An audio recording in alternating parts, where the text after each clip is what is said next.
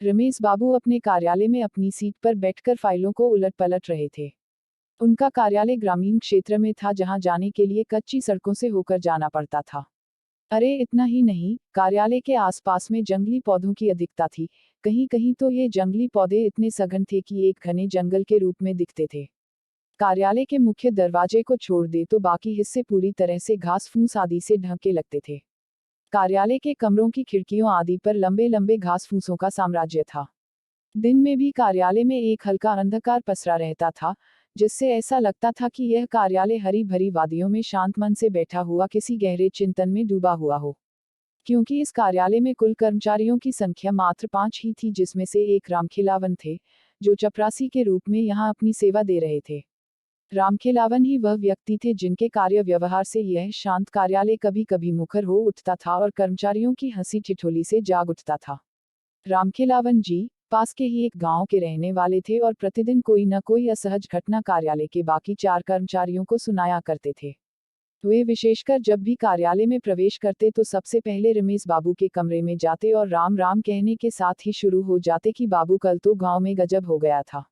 रमदेहिया को जंगल में चुड़ैल ने पकड़ लिया था तो मनोहर का सामना एक भयानक भूत से हो गया था। जब तक रामखेलावन जी सभी कर्मचारियों से मिलकर कुछ भूत प्रेत गांव गड़ा की बातें नहीं बता लेते, उन्हें कल चैन नहीं पड़ता था। कोई कर्मचारी रामखेलावन की बातों को सहजता से सुनता तो कोई केवल हाँ हूं करके उस ओर कान नहीं देता और उन्हें स्टोव जलाकर चाय बनाने के लिए कह देता या पानी की ही मांग करके उनसे बचने की कोशिश करता। पर रामखेलावन की बातों को रमेसर बाबू बहुत ही सजगता से सुनते और पूरा ध्यान देते हुए बीच बीच में हाँ हूं करने के साथ कुछ सवाल भी पूछते। एक दिन की बात है, रामखेलावन जी कार्यालय थोड़ा जल्दी ही पहुंच गए और सीधे रमेश बाबू के कमरे में घुस गए। पर उस समय रमेसर बाबू अपनी कुर्सी पर नहीं थे, शायद वे अभी कार्यालय पहुंचे ही नहीं थे। रामखेलावन थोड़ा डरे सहमे लग रहे थे और बार बार अपने माथे पर आ रहे पसीने को गमछे से पोंछ रहे थे। वे ज्यों ही कमरे से बाहर निकले त्यों ही कार्यालय के प्रांगण में उन्होंने रमेश बाबू को अपनी साइकिल को खड़े करते हुए देखा। वे दौड़कर रमेसर बाबू के पास पहुंच गए और बिना जेरमी किए ही हकलाकर घबराकर बोले, बाबू बाबू, कल रात को तो गजब हो गया। मेरा पूरा परिवार आफत में आ गया है। समझ में नहीं आ रहा है कि क्या करूं। रमेसर बाबू ने उन्हें अपने कमरे की ओर चलने का इशारा करते हुए आगे आगे तेज कदमों से अपने कार्यालय कक्ष में प्रवेश किए। फिर एक कुर्सी पर रामखेलावन जी को बैठने का इशारा करते हुए अपने झोले को वहीं मेज पर रखकर एक गिलास में पानी लेकर कक्ष के बाहर आकर हाथ धोए। उसके बाद कमरे में लगे हनुमान जी की फोटो को अगरबत्ती दिखाने के बाद अपनी कुर्सी पर बैठते हुए रामखेलावन जी से बोले, रामखेलावन जी अब अपनी बात पूरी विस्तार से बताए। उनकी अनुमति मिलते ही रामखेलावन जी कहना शुरू किए, बाबू कल मैं जब शाम को घर पर पहुंचा तो पता चला कि मेरी बहू कुछ लकड़ी आदि की व्यवस्था करने जंगल की ओर गई थी और वहीं उसे किसी चुड़ैल ने धर लिया था। वह इधर उधर जंगल में भटक रही थी, तभी कुछ गांव के ही गाय बकरी के चरवाहों की नजर उस पर पड़ी। वे लोग स्थिति को भांप गए और मेरी बहू को पकड़कर घर पर छोड़ गए। फिर गांव के ही सोखा बाबा ने झाड़ फूंक की, उसके बाद उस चुड़ैल से छुटकारा मिला। पर आज सुबह फिर से उस पर चुड़ैल हावी हो गई है। सुबह से ही सोखा बाबा उसे उतारने में लगे हैं, पर वह छोड़कर जाने का नाम ही नहीं ले रही है। समझ में नहीं आ रहा है कि क्या करूं। रामखेलावन की बातों को सुनकर रमेश बाबू थोड़े गंभीर हुए और अचानक पता नहीं क्या सूझा कि हंसने लगे। रमेश बाबू की यह हालत देखकर रामखेलावन जी तो और भी हक्के बक्के हो गए। उन्हें समझ में नहीं आया कि आखिर इनको क्या हो गया, कहीं इन पर भी तो किसी भूत प्रेत का साया नहीं पड़ गया। अभी रामखेलावन जी यही सब सोच रहे थे, तभी रमेश बाबू अपनी कुर्सी पर से उठे और बिना कुछ बोले रामखेलावन को अपने पीछे आने का इशारा करते हुए कमरे से बाहर निकल गए। कमरे से बाहर निकलकर रमेसर बाबू पास की ही एक झाड़ी से कुछ पत्तों को तोड़ा और मन ही मन कुछ मंत्र बुदबुदाए। फिर रामखेलावन को उन पत्तों को देते हुए बोले कि आप इसे पीसकर अपनी बहू को पिला दें और अपने घर पर ही रुकें। मैं कार्यालय में कुछ जरूरी कामकाज निपटाकर अभी 1 घंटे में आपके घर पर पहुंचता हूं। रामखेलावन जी बिना कुछ बोले केवल सिर हिलाए और उन पत्तों को लेकर घर की ओर बढ़े। रास्ते में उन्हें केवल एक ही बात खाए जा रही थी कि रमेसर बाबू को यहाँ आए 3 साल हो गए, पर कभी उन्होंने इस बात का जिक्र नहीं किया कि वे भूत प्रेतों को उतारना भी जानते हैं। कहीं वे मजाक में तो इन पत्तों को तोड़कर झूठ मूठ में कुछ बुदबुदाकर मुझे नहीं दे दिए। पर रमेश बाबू ऐसा नहीं कर सकते, वे तो बहुत गंभीर आदमी हैं और हमारी सारी बातों को भी तो बहुत गंभीरता से लेते हैं और समय समय पर हर प्रकार से हमारी मदद भी तो करते रहते हैं। ना, वे मेरे साथ मजाक नहीं कर सकते। यही सब सोचते सोचते रामखिलावन जी घर पर पहुंच गए। घर के बाहर 10 से 15 लोग गांव के बाहर बैठे नजर आए। एक खटिया पर सोखा बाबा भी बैठकर लोगों से कुछ बातचीत कर रहे थे। रामखिलावन जी को देखते ही सोखा बाबा बोल पड़े, रामखिलावन, यह चुड़ैल तो बहुत ढीठ है, रात को छोड़ तो दी थी पर सुबह फिर से आ गई। 2 से 3 घंटे मैंने कोशिश किया पर छोड़कर जाने का नाम ही नहीं ले रही है। अभी भी आंगन में नाच कूद रही है। मेरे मंत्रों का अब तो उस पर कुछ असर भी नहीं हो रहा है, यहाँ तक कि मेरा भी मजाक उड़ा दी। इतना सब होने के बाद मैं उसे छोड़कर बाहर आकर बैठ गया हूँ। मैं अब कुछ नहीं कर सकता। मेरा जितना पावर था, वह सब आजमा लिया। रामखिलावन जी सोखा बाबा के ही बगल में बैठते हुए अपनी लड़की को आवाज लगाए। उनकी लड़की घर में से दौड़ते हुए बाहर निकली। फिर रामखिलावन जी ने उन पत्तों को उसे देते हुए कहा कि अभी इसे पीसकर बहू को पिला दो। अगर ना नुक्कड़ करती है तो जबरदस्ती पिलाओ। इसके बाद रामखिलावन की लड़की उन पत्तों को लेकर घर में गई तथा उन पत्तों को पीसकर अपनी भाभी को पिलाई।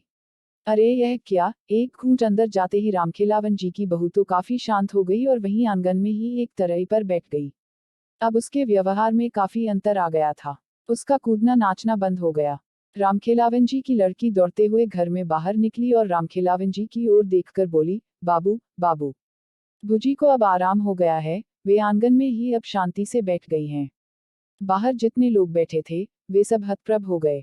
आखिर जो चुड़ैल इतने बड़े सोखा से बस में नहीं आई, वह 2-4 पत्तों को पिलाने से कैसे बस में आ सकती है? आखिर वे कैसे पत्ते थे? क्या किसी धर्म स्थान से लाए गए थे या किसी बहुत बड़े पंडित, ओझा, सोखा आदि ने दिए थे? वहां बैठे लोगों में से एक ने रामखिलावन जी की ओर देखा पर कुछ बोले इससे पहले ही रामखिलावन जी ने उन पत्तों के बारे में बता दिया। सभी लोग बिन देखे उस रमेश बाबू के प्रति नतमस्तक हो गए। सोखा बाबा ने कहा कि वास्तव में आपके रमेश बाबू तो बहुत पहुंचे निकले। जिस चुड़ैल को बस में करने के लिए मैंने सारे के सारे हथकंडे अपना लिए, उसे उनके मंत्रित 2-4 पत्तों ने बस में कर लिया। फिर तो रामखिलावन जी थोड़ा तनकर बैठ गए और लगे रमेशर बाबू का गुणगान करने। अभी वे लोग आपस में बात कर ही रहे थे तभी रमेश बाबू की साइकिल वहां रुकी। रमेश बाबू को देखते ही रामखिलावन जी दौड़कर रमेशर बाबू के हाथ से साइकिल लेकर खुद ही खड़ी करते हुए बोले, रमेश बाबू, आपके पत्तों ने तो कमाल कर दिया।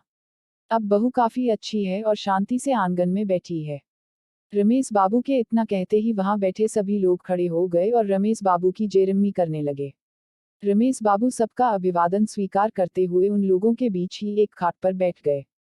फिर रमेश बाबू ने रामखिलावन जी की बहू को घर में बाहर बुलवाया। वह काफी शांत थी पर रमेश बाबू को लगा कि अभी भी वह चुड़ैल यहीं है और पत्ते का असर खत्म होते ही फिर से इसे जकड़ लेगी। रमेश बाबू ने रामखिलावन जी की बहू को अपने पास बैठने का इशारा करते हुए कुछ मंत्र बुदबुदाने लगे। अरे यह क्या, रामखिलावन जी की बहू घबराकर बोल उठी, मुझे छोड़ दीजिए, मैं जा रही हूँ, मैं अब कभी भी इसे नहीं पकड़ूंगी। मुझे जाने दीजिए, मैं जल रही हूँ, मुझे छोड़ दीजिए। उस चुड़ैल को इस तरह गिड़गिड़ाते हुए देखकर रामखिलावन जी की काफी हिम्मत बढ़ गई। वे बोल पड़े, रमेश बाबू, इसे छोड़िएगा मत, इसे जलाकर भस्म कर दीजिए। पर वह चुड़ैल रामखिलावन जी की ओर ध्यान न देते हुए, रमेश बाबू की ओर दयनीय स्थिति में देखते हुए अपने प्राणों की भीख मांगती रही। रमेशर बाबू काफी गंभीर लग रहे थे। वे रामखिलावन जी की बहू की ओर गुस्से से देखते हुए बोले कि तुम कौन हो और इसे क्यों पकड़ी? इस पर वह चुड़ैल गिड़गिड़ाते हुए बोली कि मैं पास के ही जंगल में रहती हूँ। मैं बंजारा परिवार से हूँ, एक बार हमारे परिवार ने इसी जंगल के बाहर अपना टेंट लगाया था।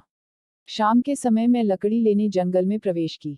मुझे पता नहीं चला कि कब मैं घने जंगल में पहुंच गई और रास्ता भी भटक गई। तब तक रात भी होने लगी थी। जंगल में पूरा अंधेरा पसरना शुरू हो गया था। मैं थोड़ी डर गई थी पर हिम्मत नहीं खोई थी। अचानक मेरे दिमाग में एक विचार आया। मैंने सोचा कि रात के इस अंधेरे में अब रास्ता खोजना ठीक नहीं। कहीं किसी जंगली जानवर की शिकार न हो जाऊं। इसलिए मैंने हिम्मत करके वहीं एक मोटे जंगली पेड़ पर चढ़कर बैठ गई। मैंने सोचा कि सुबह होते ही मेरे परिवार के लोग जरूर मुझे खोजने आएंगे और अगर नहीं भी आए तो मैं दिन में अपना रास्ता खोज लूंगी। सुबह होते ही मेरे परिवार के लोग जरूर मुझे खोजने आएंगे और अगर नहीं भी आए तो मैं दिन में अपना रास्ता खोज लूंगी। पर वह रात शायद मेरे जीवन की समाप्ति के लिए ही आई थी। मैं जिस पेड़ पर चढ़कर बैठी थी, उसी पर एक प्रेत का डेरा था। आधी रात तक तो सब कुछ एकदम ठीक ठाक था, पर उसके बाद अचानक वह प्रेत कहीं से उस पेड़ पर आ बैठा।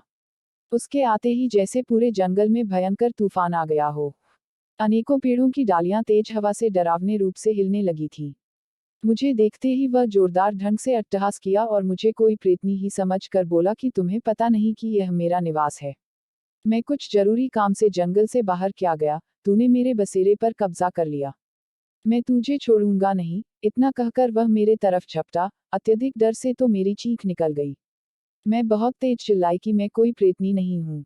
मैं इंसान हूँ, इंसान। मेरी बातों को सुनकर तो वह और जोर से अट्टहास करने लगा और बोला कि मुझे एक संगिनी चाहिए। तुझे अगर सही सलामत रहना है तो मुझसे विवाह करना होगा। मरता क्या न करता। मैंने सोचा कि अब इस समय बस एक ही रास्ता है कि इसकी बातों को मान लिया जाए और दिन उगने के बाद यहाँ से खिसक लिया जाएगा। मैंने उसके हाँ में हाँ मिलाते हुए अपनी सहमति दे दी। मुझे क्या पता था कि यह सहमति मुझ पर बहुत भारी पड़ेगी। इतना कहने के बाद रामखेलावन की बहू पर सवार वह चुड़ैल फूट फूट कर रोने लगी। रमेश बाबू थोड़े भावुक हो गए और उसके प्रति थोड़ी नरमी दिखाते हुए पानी भरा लोटा उसको पीने के लिए दे दिए। 2-4 घूंट पानी पीने के बाद उसने फिर से कहना शुरू किया। मेरी सहमति देने के बाद वह प्रेत पता नहीं कहाँ गायब हो गया। उसके गायब होते ही मैंने थोड़ी चैन की सांस ली, पर यह क्या अभी 10-15 मिनट भी नहीं बीते होंगे कि उस जंगल में जैसे भूचाल आ गया हो। एक बहुत बड़ा तूफान आ गया हो। कितने पेड़ों की पता नहीं कितनी डालियां टूटकर धरती पर पड़ गईं। कम से कम सैकड़ों भूत प्रेत वहां उपस्थिति हो गए थे। चारों तरफ चीख पुकार मचा हुआ था। कुछ डरावनी अट्टहास कर रहे थे तो कुछ इस डाली से उस डाली पर कूद फांद रहे थे, तो कुछ ताली बजाकर नाच रहे थे। मुझे तो कुछ समझ में ही नहीं आ रहा था कि यह सब क्या हो रहा है। तब तक वही प्रेत फिर से मेरे पास प्रकट हुआ और बोला कि विवाह की व्यवस्था करने चला गया था। अपने परिवार वालों को बुलाने चला गया था। शादी में इन सबको भी तो शरीक करना होगा।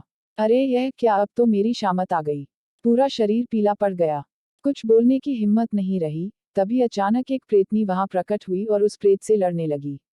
वह प्रेतनी बोल रही थी कि मेरे रहते तू दूसरी शादी करेगा। कदापि नहीं, कदापि नहीं। मैं ऐसा नहीं होने दूंगी। और इतना कहने के साथ ही उस प्रेतनी ने उस डाल से मुझे धक्का दे दिया और जमीन पर गिरने के कुछ ही समय बाद मेरी लीला समाप्त हो गई थी। इतने कहने के साथ ही वह चुड़ैल फिर से रोने लगी थी। इसके बाद रमेश बाबू ने उस चुड़ैल को चुप रहने का इशारा करते हुए कहा कि आज के बाद तुम इन गांव वालों को कभी परेशान नहीं करोगी। चुड़ैल ने हामी भरते हुए कहा कि ठीक है, पर मैं तो एक बहुत ही छोटी आत्मा हूँ। इन पास के जंगलों में पता नहीं कितनी भयानक भयानक आत्माएं विचरण करती हैं। आप उन सबसे इस गांव वालों को कैसे बचा पाएंगे? उस चुड़ैल की इस बात को सुनते हुए रमेश बाबू हल्की मुस्कान में बोले, तुम तो बकस इन लोगों को, बाकी भूत प्रेतों से कैसे निपटना है, वह तुम मुझ पर छोड़। इसके बाद रमेश बाबू ने लोगों को अब कभी न पकड़ने की बात उस चुड़ैल से 3 बार कबूल करवाई तथा साथ ही उसे थूककर चाटने के बाद ही जाने दिया। तो पाठकगण, रमेश बाबू ने उस चुड़ैल से तो गांव वालों को छुटकारा दिला दिया, पर क्या वे दूसरे भूत प्रेतों से उन गांव वालों की रक्षा कर पाए? राज को राज ही रहने दिया जाए। खैर, आप लोग बताएं कि यह भूत ही काल्पनिक कहानी आप लोगों को कैसी लगी। जय बजरंग बली। दोस्तों, कहानी अच्छी लगी हो तो चैनल को सब्सक्राइब करें और बेल आइकन को ऑन करें। ऐसे ही नई नई कहानी सुनने के लिए धन्यवाद।